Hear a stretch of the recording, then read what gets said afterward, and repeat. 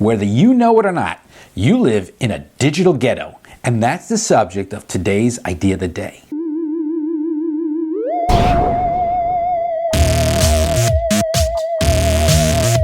Some people today see the word ghetto as a derogatory term for certain types of neighborhoods.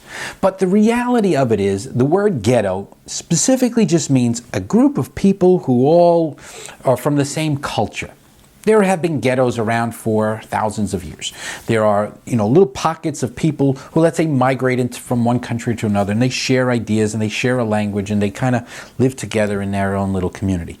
Well, the thing is, there are now digital ghettos, and a lot of people aren't even aware they're living in one. What do I mean by that? Well, ever since digital and I guess social media came along, and big data as a whole, where Google and Bing and all the search engines essentially profile you. They profile you. I've had a couple of discussions on this on my channel. You might want to look up some of those. The concept of big data, of search engines and algorithms, are creating ghettos within our digital space.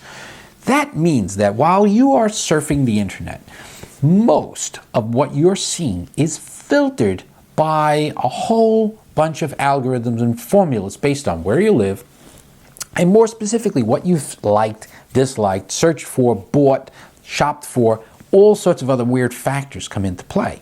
So as you are living your digital life, you are seeing just things that sort of fit that profile. For example, if let's say you're into environmental concerns and you do a lot of searching on environmental stuff, you will probably see a lot more content that's about environmentalism, even when you're not searching for it. Even when you're on a social media site like Facebook or even Twitter, based on what you're searching for, who you're following, what you're liking, even when you search, the results you get are skewed by that thing. So if I sat down at a computer today and I searched for some sort of thing with the word oil in it, if I was an investor, I'd probably see all sorts of things about how things are bright and cheery for Exxon and Mobil or whatever, and it would be at a certain tilt.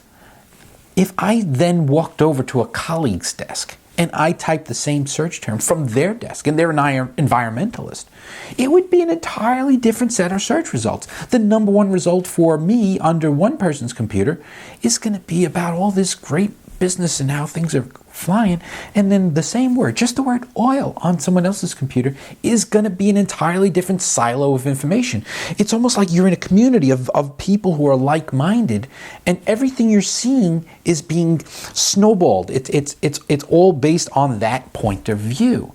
So today's idea of the day is to be aware of the fact that you're living in this digital ghetto, and that whenever you do a search or browse things online, things may not be exactly as you see them. You're seeing only part of the universe. You're only seeing part of the conversation. You're seeing essentially the pro of one thing and never seeing really the con, except for in a derogatory way, and vice versa. So everything you see, everything you do online is part of your own digital ghetto.